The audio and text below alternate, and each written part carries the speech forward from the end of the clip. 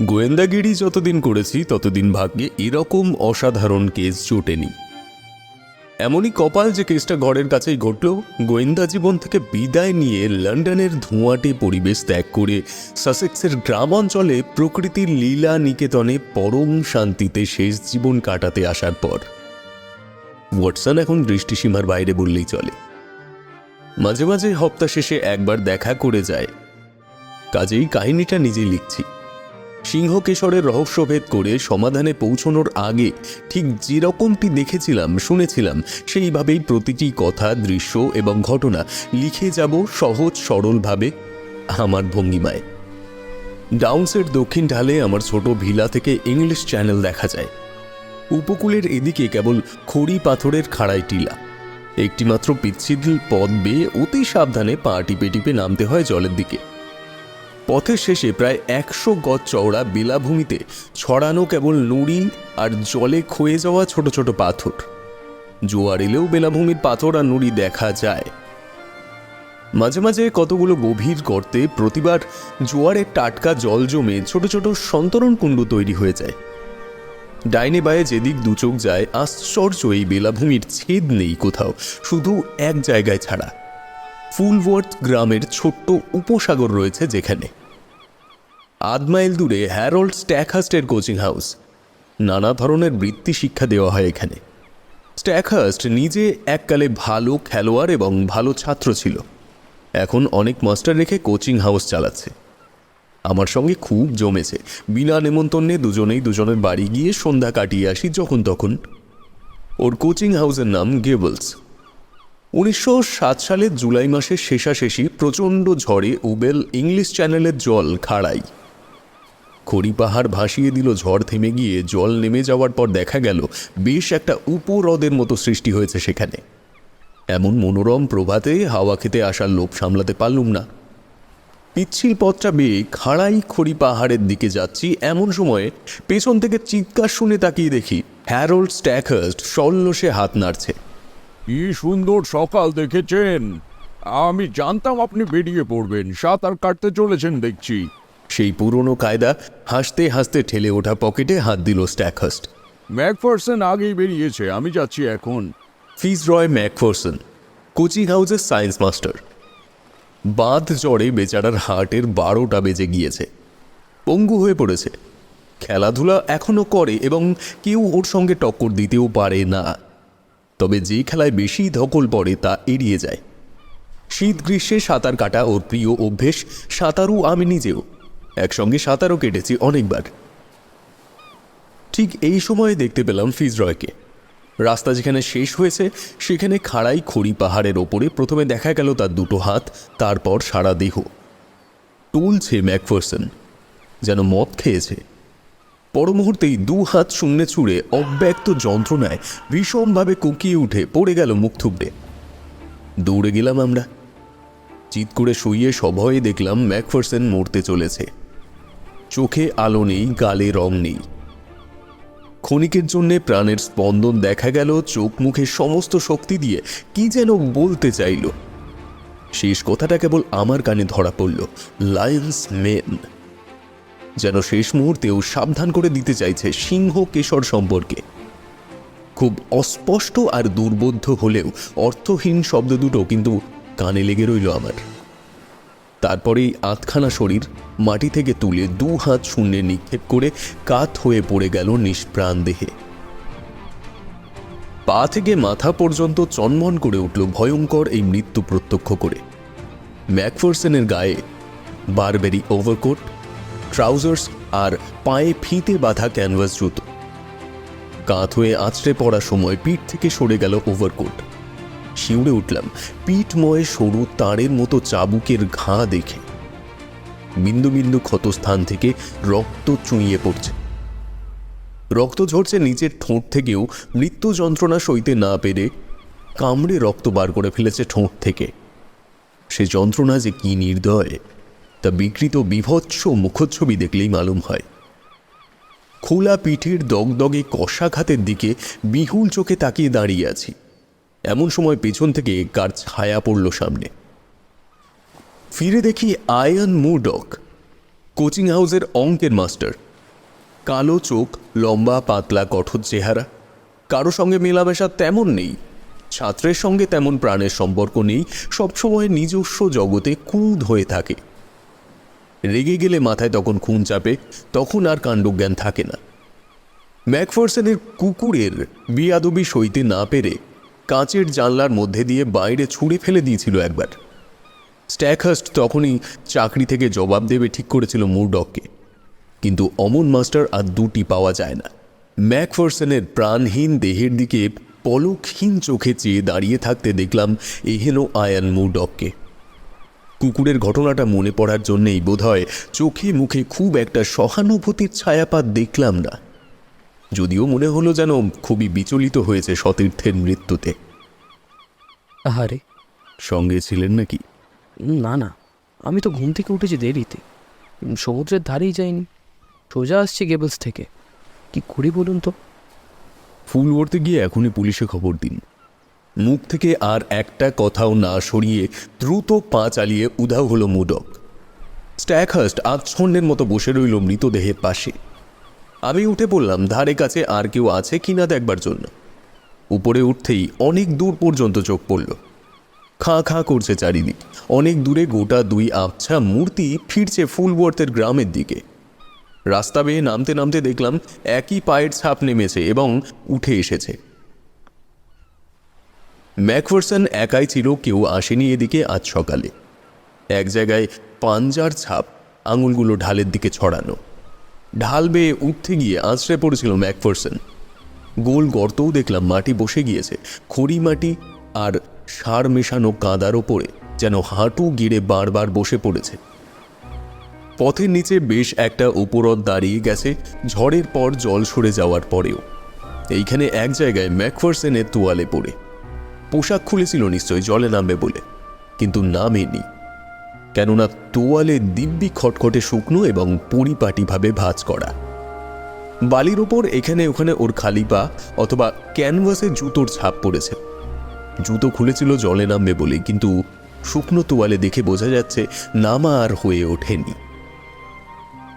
এবার স্পষ্ট হয়ে উঠল ম্যাকফারসনের মৃত্যু পহেলিকা। বিজন সৈকতে ও একা ছিল। বড়জোর 15 মিনিট, কেননা গেবলস থেকে রওনা হওয়ার পর স্ট্যাকহার্স্ট রওনা হয়েছে। মাঝে 15 মিনিটে কারো নির্মম কষাঘাতে প্রাণ হারিয়েছে হার্টের রোগী ম্যাকফারসন। জলে সে নামেনি অথবা গা মুছবার সময় পায়নি। ধরফর করে কোনো মতে জামা জুতো পরে নিয়েছে, তাই জুতোর ফিতে বাঁধা হয়নি। ওভারকোট কোনো মতে গায়ে গলিয়েছিল। কাছাকাছি কেউ ছিল না। খাড়াই খড়ি পাহাড়ের গায়ে বিস্তর গর্ত আর গুহা আছে ঠিকই, কিন্তু দিগন্ত রেখায় উদীয়মান সূর্যের আলো সোজাসুজি সেসব গর্তে পড়ায় স্পষ্ট দেখা যাচ্ছে কেউ সেখানে লুকিয়ে নেই। অনেক দূরে যে আবছা ছায়ামূর্তিগুলো দেখলাম এই স্বল্প সময়ে, এখান থেকে অত দূর চলে যাওয়া তাদের পক্ষে সম্ভব নয়। বিশেষ করে মাঝখানে যখন উপহ্রদ রয়েছে, যার জলে ম্যাকফারসন সাঁতরাবে মনস্থ করেছিল। সমুদ্রে দু একটা মাছ ধরা নৌকা ভাসছে বটে, সে নৌকায় কারা আছে তা পরে অবসর মতো তদন্ত করে জানা যাবে। তদন্ত করার পথ একাধিক, কিন্তু কোনোটাই প্রহেলিকা সমাধানের পথ বলে মনে হলো না। মৃতদেহের কাছে ফিরে এসে দেখলাম লোক জড়ো হয়েছে। গায়ের কনস্টেবলকে নিয়ে ফিরে এসেছে আয়ান মুরডক। সব কথা শুনবার পরে সে আড়ালে ডেকে নিয়ে গিয়ে আমাকে বললে, মিস্টার হোমস, এই কেস ফয়সলা করা আমার সাধ্য নয়। আপনি সাহায্য না করলে ওপরওয়ালা আমার দাঁত পিষবে। আমি বললাম ওপরওয়ালাকে যেন এখুনি খবর দেওয়া হয়, একজন ডাক্তার দরকার এখুনি, এবং নতুন কোনো পায়ের ছাপ যেন না পড়ে, কোনো জিনিস যেন না সরানো হয়। মৃতদেহের পকেট সার্চ করে পেলাম একটা রুমাল, একটা বড় ছুরি আর একটা কার্ড কেস। কার্ড কেসের ভেতর থেকে বেরুলো মেয়েলি হাতে লেখা একটা চিরকুট, তুমি এসো আমি থাকবো, মডি।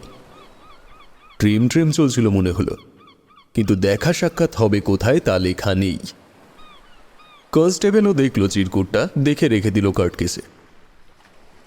বললাম খাড়াই খড়ি পাহাড়ের তলদেশে যেন তন্ন তন্ন করে খুঁজে দেখা হয়। এরপর বাড়ি ফিরে ব্রেকফাস্ট খেয়ে নিলাম। 2-1 ঘন্টার মধ্যে স্ট্যাকহার্স্ট এলো জবর খবর নিয়ে। ডেড বডি গেবলসে নিয়ে গেছে পুলিশ। ম্যাকফারসনের ডেস্ক থেকে কয়েকটা প্রেমপত্র পাওয়া গেছে, লিখেছে ফুলওয়ার্থের মিস মড বেলামি। প্রেমে হাবুডুবু খাচ্ছিল ম্যাকফারসন, কিন্তু তার সঙ্গে ওর মৃত্যুর কোনো সম্পর্ক আছে বলে মনে হয় না আমার। তবে হ্যাঁ, ম্যাকফারসনের সঙ্গে অ্যাপয়েন্টমেন্ট করেছিল মেয়েটা। 5 জনে যেখানে যায় ঠিক সেখানেই দেখা করতে বলেছিল। ভাগ্য ভালো ছাত্ররা গিয়ে পড়েনি। সবটাই ভাগ্যের উপর ছেড়ে দেবেন? চিন্তায় কপাল কুঁচকে গেল স্ট্যাকহার্স্টের। মুরডক অ্যালজেব্রার অংশ শেখানোর জন্য আটকে রেখেছিল ছাত্রদের। দুজনের মধ্যে কিন্তু বন্ধুত্ব ছিল না। হ্যাঁ, এককালে ছিল না, পরে হয়েছিল।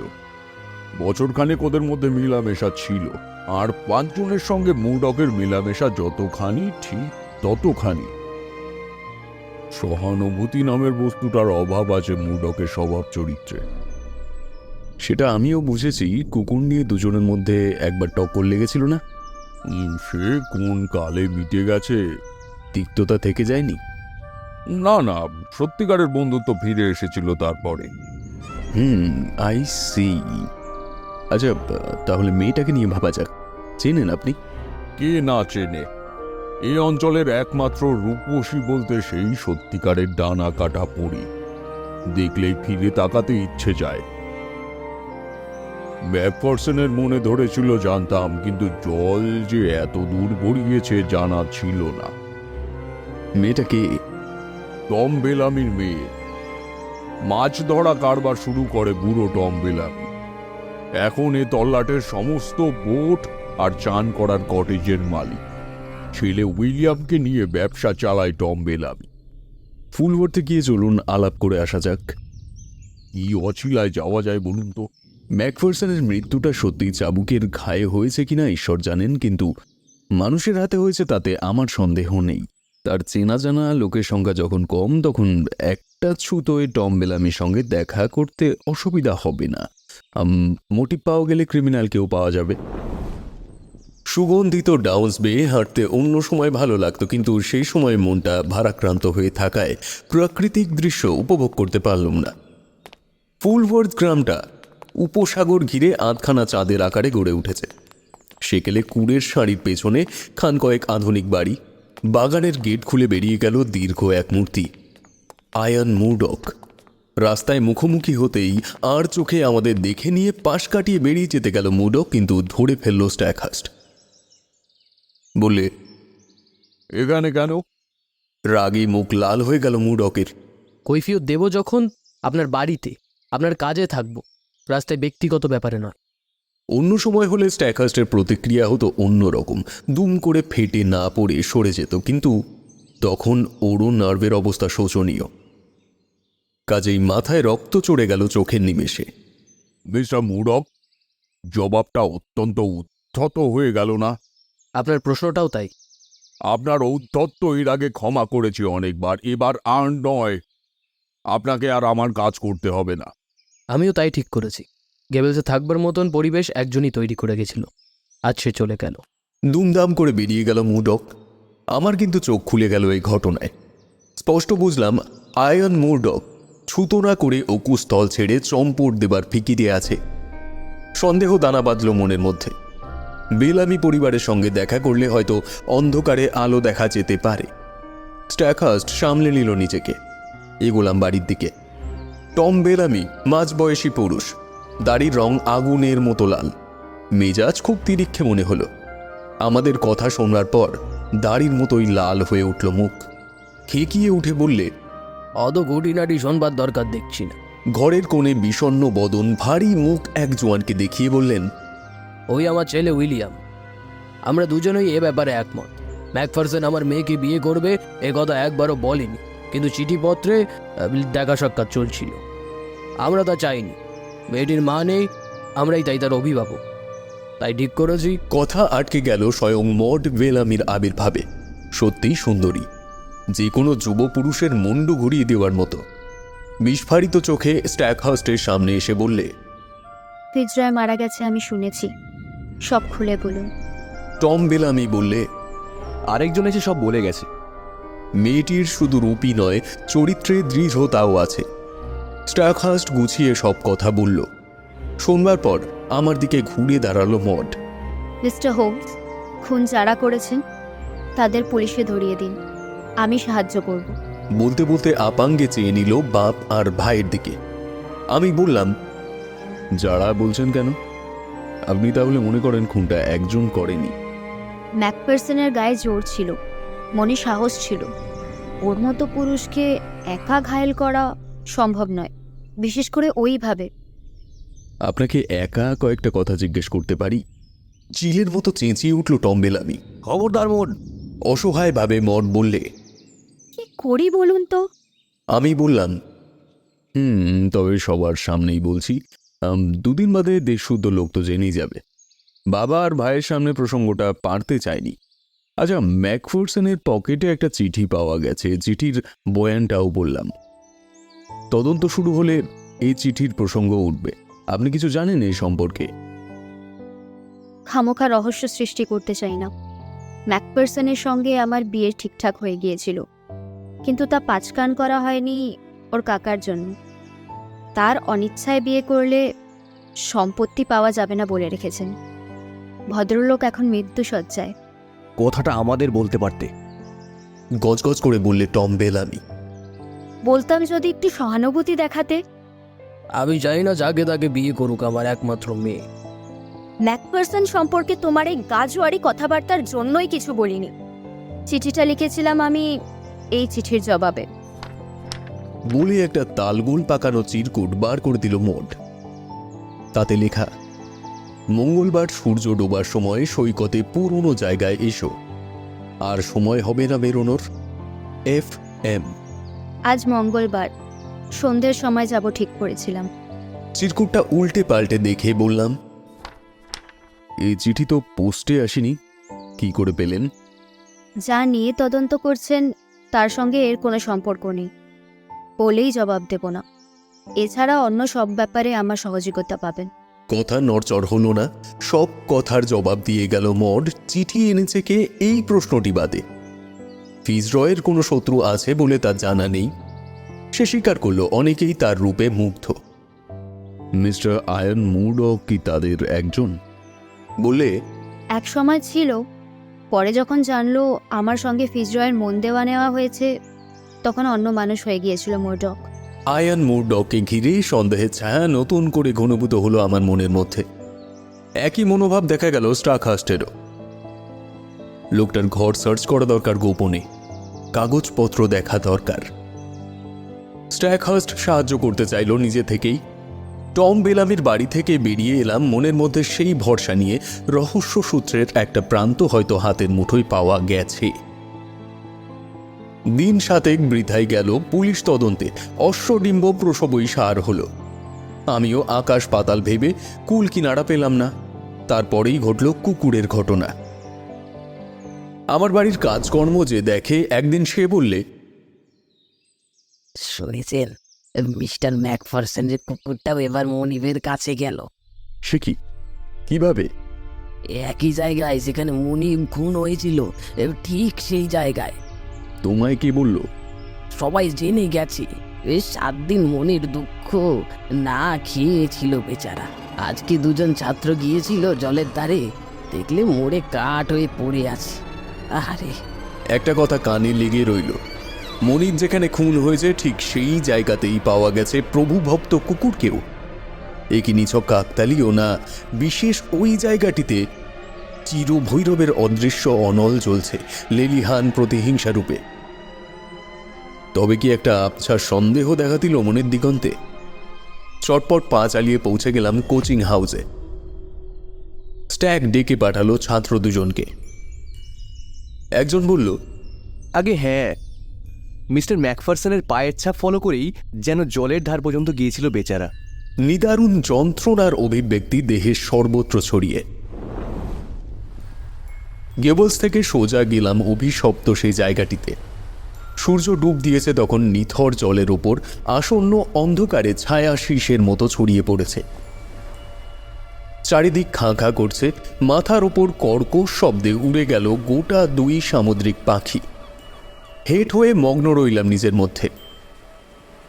অনেক রকম চিন্তায় ভরে রইল মনটা। সমাধান সূত্র যেন ঠাহর করেও করতে পারছি না, এমনই একটা আবছা দুঃসহ অনুভূতি ছটফটিয়ে তুলল আমাকে। বুঝি বুঝি করেও কি যেন বুঝে উঠতে পারছি না, মাথায় এসেও আসছে না। অবশেষে পা বাড়ালাম বাড়ির দিকে, আর ঠিক তখনই বিদ্যুৎ চমকের মতো মাথার মধ্যে ঝলসে উঠল আবছা ধারণাটা। ওয়াটসন বহুবার আপনাদের লিখে জানিয়েছেন আমার পড়াশুনো বহু বিষয় নিয়ে।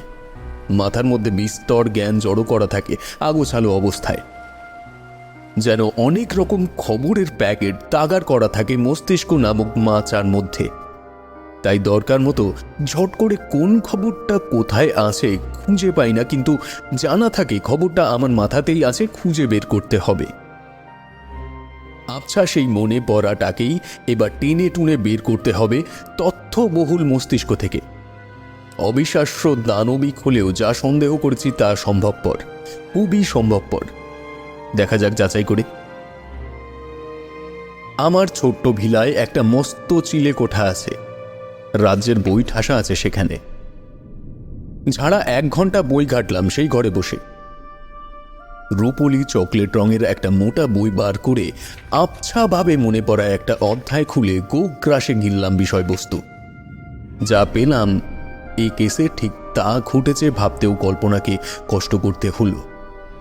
সম্ভাবনা তেমন আছে বলেও মনে হলো না, কিন্তু বাজিয়ে দেখে নিশ্চিত না হওয়া পর্যন্ত স্থির হতেও পারলাম না।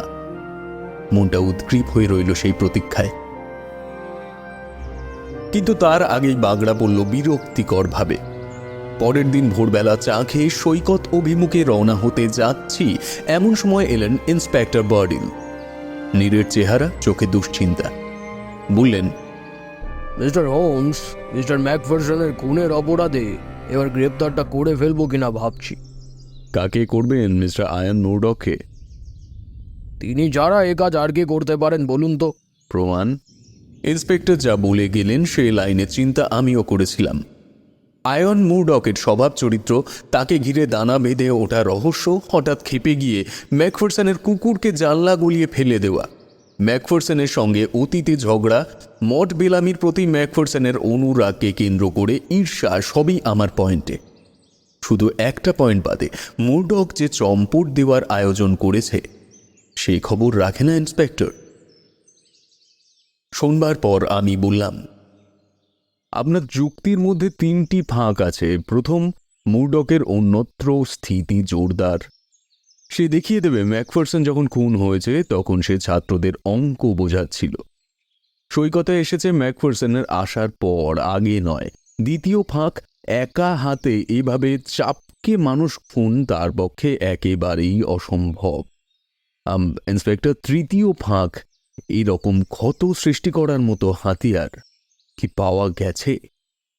হ্যাঁ, নমনীয় চাবুক দিয়ে মারলে এরকম দগদগে ঘা দেখা যায়।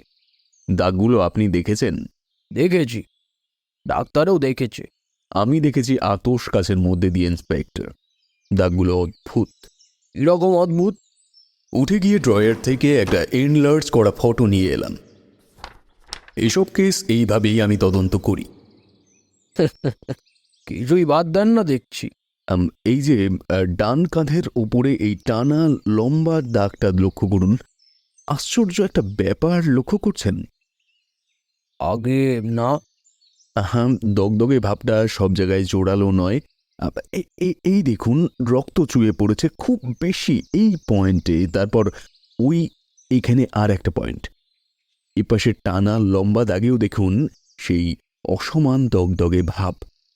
এর মানে কি বলুন তো? আমি জানি না, আপনি জানেন?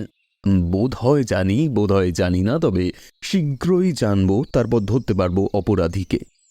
আচ্ছা, আগুনে পোড়ানো টকটকে রাঙা কোনো তারের জাল পিঠে ছড়িয়ে দিলে জালের দুটো তার যেখানে মিশেছে গাঁটের ঠিক সেই জায়গায় এরকম বেশি রক্তওয়ালা দাগ হতে পারে নাকি? অথবা খুব শক্ত গাঁটওয়ালা কোনো চাবুক দিয়ে মারলেও এমনই দাগ পড়তে পারে। মিস্টার হোমস ঠিক ধরেছেন মনে হচ্ছে। অন্য ব্যাপারও হতে পারে। তাই বলছিলাম এখনই গ্রেপ্তার করতে যাবেন না। তাছাড়া ম্যাকফারসন মরবার ঠিক আগে বলেছিল লায়ন্স মেন। আয়ান নামটার সঙ্গে কিন্তু মিল রয়েছে না? তাও ভেবেছি, কিন্তু আমি স্পষ্ট শুনেছি মেন আয়ন নয়। তাহলে কি হতে পারে? হাতে আরও মাল মশলা না আসা পর্যন্ত সেটা বলা সঙ্গত হবে না। কখন আসবে? ঘণ্টাখানেকের মধ্যে। অবিশ্বাসী চোখে তাকিয়ে চিবুক চুল করলেন ইন্সপেক্টর বার্ডল। জেলে নৌকার কথা ভাবছেন নাকি? আরে না, অদূর যেতে হবে না। তাহলে কি বেলামি বাপ বেটাকে সন্দেহ করছেন?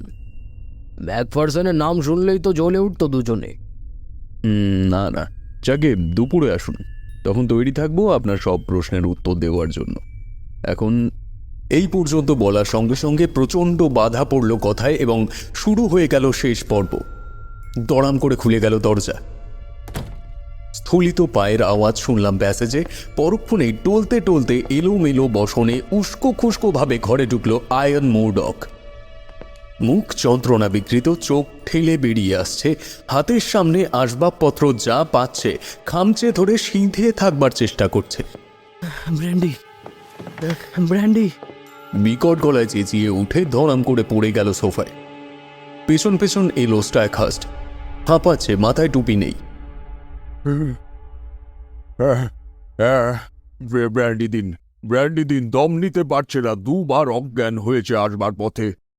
আধ গ্লাস ব্র্যান্ডিতে ম্যাজিক ঘটে গেল। এক হাতে ভর দিয়ে দেহটা অর্ধেক তুলে আর এক হাতে কোটটা টান মেরে ফেলে দিয়ে কুঁকিয়ে উঠল মুরডক। তেল, আফিন, মরফিন যা থাকে দিন, এ যন্ত্রণা আর সহ্য করতে পারছি না। খোলা পিঠের দিকে তাকিয়ে আঁতকে উঠলাম আমি আর ইন্সপেক্টর।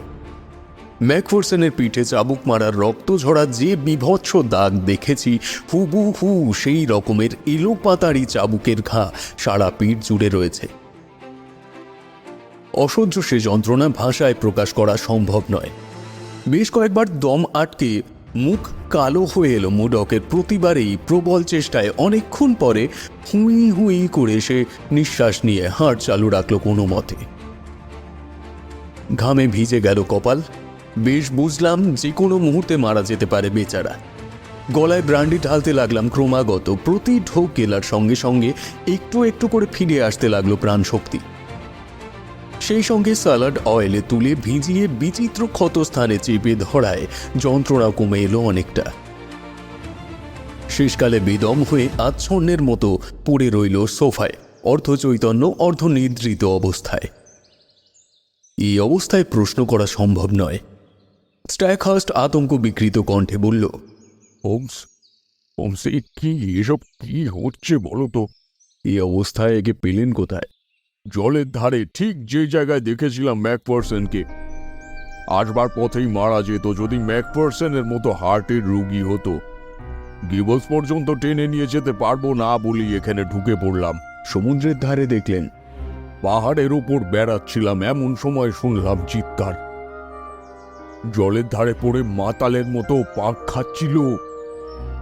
ছুটে গিয়ে জামা কাপড় জড়িয়ে টানতে টানতে নিয়ে এসেছি হোমস। হোমস, এই কি অভিশাপ লেগেছে এই জায়গায়? যা পারেন করুন, বাঁচান, বাঁচান আমাদের। হ্যাঁ করবো, আসুন আমার সঙ্গে। ইন্সপেক্টর, আপনিও আসুন, দেখি মার্ডারারকে তুলে দেওয়া যায় কিনা আপনার হাতে। হাউসকিপারের হেফাজতে অজ্ঞান মুরডককে রেখে তিনজনে গেলাম মৃত্যু ভয়ালু পোরদে। জলে ক্ষয়ে যাওয়া নুড়ির ওপর তোয়ালে আর জামা কাপড়ের স্তূপ চোখে পড়ল। আহত মুরডক রেখে গেছে। জলের কিনারা বরাবর হাঁটতে লাগলাম আস্তে আস্তে। সার বেঁধে পেছন পেছন এলো দুই সঙ্গী। বেশিরভাগ অঞ্চলে অগভীর, কেবল এক জায়গায় জল 4-5 ফুটের মতো গভীর। জল এখানে ক্রিস্টাল স্বচ্ছ, অদ্ভুত সুন্দর, সবুজ রঙের, সাঁতারুর পক্ষের লোভ সামলানো কঠিন। খাড়াই পাহাড়ের নিচের দিকে তাকের মতো বেরিয়ে থাকা পাথরের ওপর দিয়ে হাঁটতে লাগলাম জলের দিকে চোখ রেখে। জল যেখানে সবচেয়ে গভীর আর স্থির, সেখানে পৌঁছতেই দেখতে পেলাম এতক্ষণ চোখ যা দেখতে চাইছিল। বিপুল উল্লাসে বললাম নিস্তব্ধ সৈকত কাঁপিয়ে, সায়ানিয়া, সায়ানিয়া, সিংহকেশর সায়ানিয়া। আঙুল তুলে বিচিত্র যে বস্তাটার দিকে দুই সঙ্গীর দৃষ্টি আকর্ষণ করলাম, বাস্তবে কি তা দেখতে সিংহের কেশর থেকে ছিঁড়ে আনা একতাল জটার মতো। ফুট 3 গভীরে জলের মধ্যে পাথুরের তাকের ওপর অদ্ভুত দর্শন লোমশ প্রাণী দেহটা স্পন্দিত হচ্ছে, দুলে দুলে উঠছে বিচিত্র ভঙ্গিমায়। হলুদ বেনিগুচ্ছের মধ্যে দেখা যাচ্ছে রূপলি আভাস দুলছে, গুটিয়ে ছোট হয়ে গিয়ে ফের বড় হয়ে যাচ্ছে নিয়মিত ছন্দে। হাতের কাছে একটা বড় সড়ো গোল মতো পাথর ছিল, ঠেলাঠেলি করে ফেলে দিলাম জলের ওপর। প্রচণ্ড শব্দে ঝপাস করে জলে পড়ল লোমশ হত্যাকারীর ঠিক ওপরেই। জল স্থির হওয়ার পর দেখলাম নিচের তাকে গিয়ে আটকে গেছে পাথরটা। একদিকে উঁকি দিচ্ছে প্রাণীটার কম্পমান খুঁড়গুলো। তেলতেলে পুরু গাজলা পাথরের চারপাশ থেকে বেরিয়ে আস্তে আস্তে ভেসে উঠছে জলের ওপরে। অবাক হয়ে ইন্সপেক্টর বললেন, মিস্টার হোমস, কি এটা? সাসেক্সে জন্মেছি আমি, কিন্তু একে তো কখনো দেখিনি। ঝড় এনে তুলেছে সাসেক্সে, বললাম আমি। চলুন বাড়ি ফেরা যাক। সমুদ্রের আতঙ্কের সর্বশেষ শিকারের মুখেই শোনা যাক তার ভয়াবহ অভিজ্ঞতা লোমহর্ষক কাহিনী। বাড়ি ফিরে দেখলাম মুডকের জ্ঞান ফিরেছে, উঠে বসতে পারছে। তবে আচ্ছন্ন ভাবটা পুরোপুরি কাটেনি। যন্ত্রণার দমকে মাঝে মাঝে সমস্ত শরীরটাকে মোচড় দিয়ে দিয়ে যাচ্ছে। ভাঙা ভাঙা কথায় যা বললে তা থেকে এটুকুই বোঝা গেল যে কি যে হয়েছে সে তা নিজেই জানে না। আচম্বিতে সমস্ত শরীরের মধ্যে দিয়ে অনেকগুলো গরম শিক কুড়ে দেওয়ার মতো একটা ভয়াবহ যন্ত্রণায় সে পাগলের মতো হয়ে গিয়েছিল। কোনো রকমে তীরে এসে উঠেছিল সে। চিলেকোঠা থেকে বার করা সেই কেতাবখানা তুলে নিয়ে বললাম, রহস্যভেদ করবে এই বই, নাম আউট অফ ডোরস, লিখেছেন J.G. উড। উড নিজেই শেষ হয়ে যেতেন এই পিশাচ প্রাণীর খপ্পরে পড়ে, আয়ু ছিল বলেই বেঁচে যান। এর পুরো নাম সায়ানিয়া ক্যাপিলাটা। কেউটে কামড়ালে যে যন্ত্রণা তার চাইতে বহুগুণ বেশি যন্ত্রণায় ছোবলে। জীবনহানির সম্ভাবনাও বেশি। একটু পড়ে শোনাচ্ছি, শুনুন।